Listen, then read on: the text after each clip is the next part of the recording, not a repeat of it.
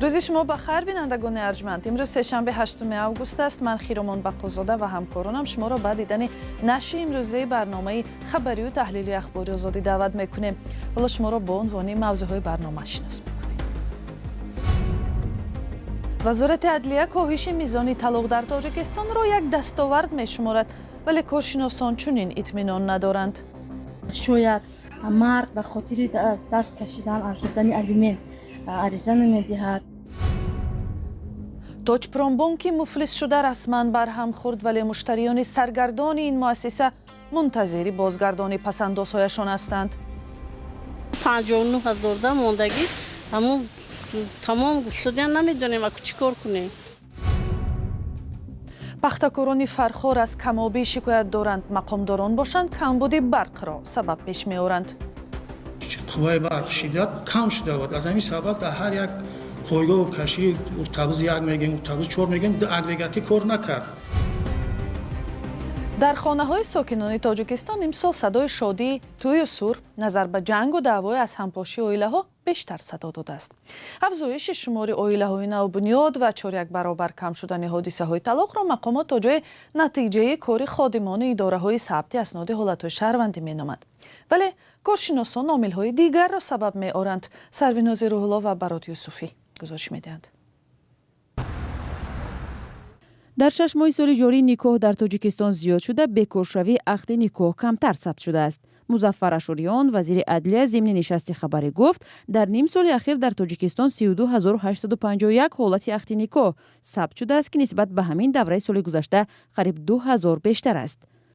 بکار کنی عقد نیکوح سال 2022 بود 7265 در نیم سال یکم.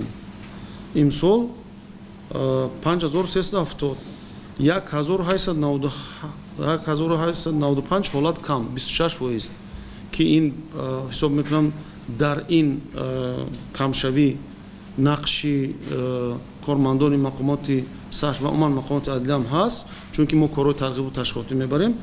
این نشان دهنده 26% کم شدن بسیار تمایل خوب است. جداشوی عائله‌ها در تاجیکستان یک موضوع نگران کننده است، چون با جداشوی هر عائله ده‌ها کودک از تربیت پدر یا مادر محروم می‌شوند. اول امسال در تاجیکستان بوج دولتی را برای قطع عقد نیکوح 7 برابر بالا بردند. اکنون هر کسی که می‌خواهد از شوهر یا زنش جدا شود، باید به دولت قریب 500 سومونی سپارد. پیشتر این مبلغ 68 سومونی بود. تحلیلگران چند عامل دیگری را باعث کم شدن آمار طلاق می‌دانند. شاید مرد به خاطر دست کشیدن از دادن الیمنت عریضه نمیدهد، ولی در اصل آنها زندگی نمیکنند. و دوم حالت شاید که همسر مادر کودک امید دارد که آینده زندگی خوب میشود و نمیخواهد سر و سامانی کند و عامل‌های دیگری هستند که وابسته به دستگیری نیافتن از جهت مالیوی میتواند که همین کاهشیابی جداشوی عائله‌ها که در آمار رسمی وارد می شود فقط گرفته نشود. سال 2022 بیش از 13,000 خانواده از هم پاش خورده بود که نسبت به یک سال پیش 162 عدد بیشتر است. کمیته کار با زنان و عائله تاجیکستان آن زمان گفته بود تلاش دریافت شهروندی روسیه توسط نیکوح‌های قلبکی یک سبب افزایش آمار طلاق در کشور شده بود. پس از حمله روسیه به اوکراین و اجباراً به جنگ بردن خارجی‌های دارای شهروندی روسیه، دریافت حق شهروندی این کشور کم شده است. اما شهروندان تاجیکستان در همین شرایط هم خواستار دریافت شهروندی روسیه بودند.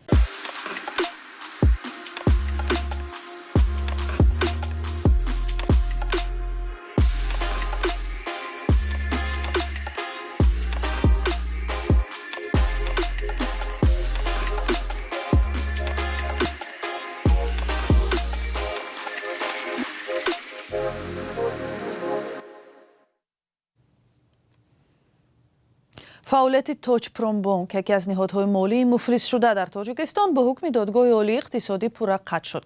پرونده مفلس شوی بانک از سال 2017 آغاز شده بود، ولی همان مشتریان از بازپس نگرفتن پسندازهایشان شکایت دارند. برات یوسفی گزارش می‌دهد.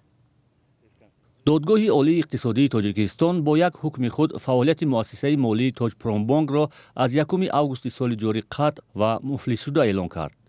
дар ин бора дар нишасти матбуотии додгоҳи олии иқтисодӣ хабар доданд. یعنی که از طور سال 3 مارس 2017 پرونده مفلس شوی آغاز شدگی بود. در این دوام از اموال شخصان واقع به مبلغ 148 میلیون یا 38 میلیون سومانی و پوراگی اجرا شد. یعنی 5726 نفر پوراگی مبلغشون گرفتن. بیکم با یک قسمی گزارش ماندگی هستن. به سبب که مالکیت داری و بحثنا بودن از قبول کردن خودداری کردن. اما وقت نقدی امکانی نداشت که تجربه و امانتگذاران تیه. ин бонк аз соли 2015 ба ин тараф ба мушкили молӣ дучор шуд. аз замони оғози муфлисшавии Tojpronbank даҳҳо муштариёнаш ки пасандозҳои худро дар ин бонк амонат гузошта буданд аз нагирифтани маблағҳояшон шикоят мекарданд. 260,000 сомон мондем. аввал искадан як хона дану ки осмон додан мона зиёдтиш мондам ҷа 30,000 сомонаш 30,500 гирифтам 22,000 ям монда ина нест мега банк тамом шид дига намешавад мо чикор кунем 60,000 мондагӣ 659,000 да мондагӣ ҳамун тамом шудян намедонем аку чикор кунем. додгоҳ соли 2021 раиси бонк ҷамшед зиёевро ба 8.5 соли зиндон маҳкум кардааст. баъдан барои эълони муфлисшавии ин бонк мудири махсус таъин шуд. ӯ ахиран гуфт сабаби пурра пардохт нашудани қарзи бонк аз муштариён он аст ки теъдоди дигар аз муштариён аз бонк қарз гирифта буданд ҳоло ин қарзҳоро онҳо бар намегардонанд. мушкили бозпас гардонидани пули амонатгузорон дар соли 2016 доғ шуд. дар он замон Tojpronbanku, Fononbank ва Tojiksodirodbanku Agroinvestbank бо мушкили пардохтпазирӣ дучор шуданд. мақомот ин бонкҳоро расман муфлис эълон карданд, вале сарнавишти садҳо амонатгузор норӯшан боқӣ монд. бо гузашти 2 рӯз аз садамаи пурқурбонӣ дар Кӯлоб бархе нозирон ба ин боваранд ки решаи аслии ин ҳодиса ва дигар садамаҳо дар Тоҷикистон густариши фасод аст. ҳамкорам Муъмин Аҳмадӣ дар суҳбат бо коршиносон талош кард ба саволи ин ки чаро чунин шуд ва чӣ метавонист пеши роҳи фоҷиа дар Кӯлобро бигирад посухе пайдо кунад. садамаи пурқурбонӣ дар шаҳри Кӯлоб мавзӯи фасод дар Тоҷикистонро дубора доғ кард. дар ин садама беш аз 20 нафар куштаву маҷрӯҳ шуданд. мақомот гуфтанд тормози мошини боркаш аз кор монда бо суръат мошинҳои самти муқобилро пахш ва ду хонаро тахриб кардааст. метавонад равноқи ривоҷи худро ёбад. шарофиддин Гадоев мухолифи ҳукумат ки дар гузашта дар Тоҷикистон ширкати боркашонӣ дошт мегӯяд зоҳиран ин мошин аз меъёр бештар бор дошта ташхиси техникӣ нашуда будааст. калоткиҳои автомошинаҳо ҳастанд, ино кам шудагӣ ҳастанд, яъне 40%, 35% мешаванд. вақте ки 35%, 40% шудагӣ аст ва бояд инҳо иваз карда шаванд. вақте ки ин мошинҳо аз ҷумҳурии халқии Хитоб ба Тоҷикистон ворид мешаванд, инҳо аз 40 тонна ҳам бештар дорад. ин мошин 18 тонна бояд худаш бор бардорад ва прицепаш 8 тонна. вақте ки ҳам прицеп вазнин дорад ва ҳам худи мошин вазни зиёд дорад. аз боло вақте ки тела додааст ба 60-70 тонна ё 50 тонна бор, албатта на калоткиё, на шароити техникӣ ба ин ҷавобгӯ набуд.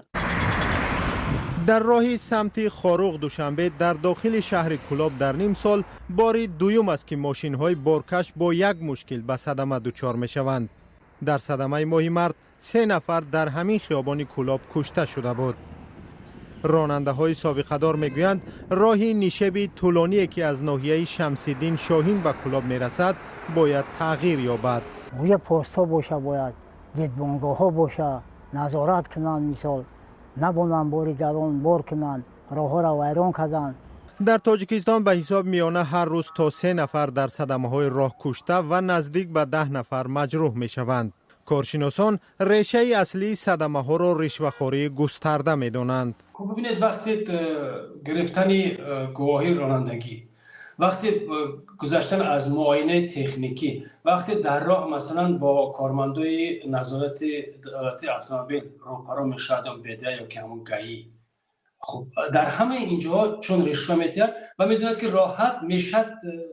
инсоният ҳамеша табиати одам ин аст ки дунболи осонӣ аст. чун кораш ба осонӣ ҳал мешавад, намеравад дунболи ин ки масалан ёд бигирад дуруст ҳисобӣ ё масалан ҳамон нуқси мошинаша барҳам метиҳад. моҳе пеш пас аз афзоиши садамаҳо чанд мақомдори бозрасии давлатии автомобилӣ барканор шуд. مقامات وعده دادند که ناظران تصادفی را از کار پیش میکنند و وضع را اصلاح میکنند. کارشناسان میگویند تا زمان پاره‌دهی و پاره‌گیری از بین نرود وضع تغییر نخواهد کرد. کشاورزان ناحیه فرخور در اوج موسم پرورش پخته با حالت روبرو شدند که میتواند جداً به حاصل امسال تاثیرگذار شود. زمین‌های کشت از کمبود آب اذیت می‌شوند و در چنین شرایط در بعضی میدان‌ها پخته به آنکه درست رشد کند الکی شکفته است. دهقانان از نارسایی آب میگویند، مقامات از نبود برق. همکارم محمود جان رحمتزاده گزارش می‌دهد. خب за пахтана сафед шуда. Иб дар моҳи август бояд ба 20 август бошукфа. аз норасоии об ҳама шукуфта. عبدولی هر روز به زمین کشتش می آید. پخته شکوفته‌اش را خبر می گیرد و شب را انتظار می شود. شب که فرا رسید از پی جستجوی آب می شود. 2 ماه است که آب به زمینش نمی رسد و کمبودی آن بیشتر می شود. аз линии зонаи сеюм об мегирем, пас ахирон одамем. ба мо об намеояд. мо ҳамин обе ки як бор додем нимкола, ҳамин обро дар моҳи май додем.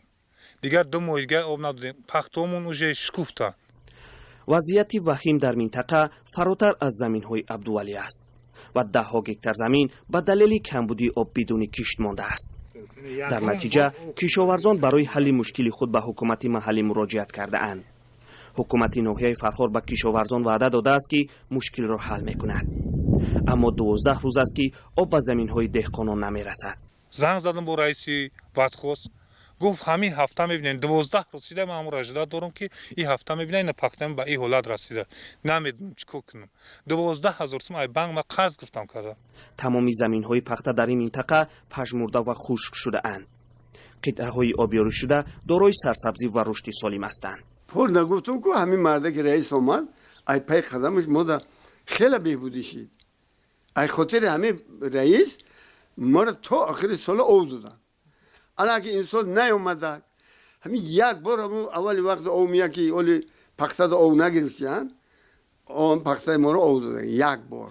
3 روز پیش ما مراجعت کردن زون 3 و آب کم میرود فته خیلی ما رفته خودم دیده اومدم هم نسوسی 12 تامین میکنه رفتیم دیدیم خیلی کشتکارش هم گفتگوزارش هم معامله دهقانا که کرده ایستادیم نظارت کرده ایستادیم که همینو سری وقت خوب بگیرن. خیلی شما نقض میدونید گیدرمودول اگر 1 به 10 باشد که ما امروز 1 به 20 میخوایم آب بگیریم نوعی فرخور با همین چیز شده ایستاده است خدا با شکر آب پرابلم نیست. تامین آب در این منطقه طریق جویبارهای بتونی است که دوران شوروی بنیاد شده است.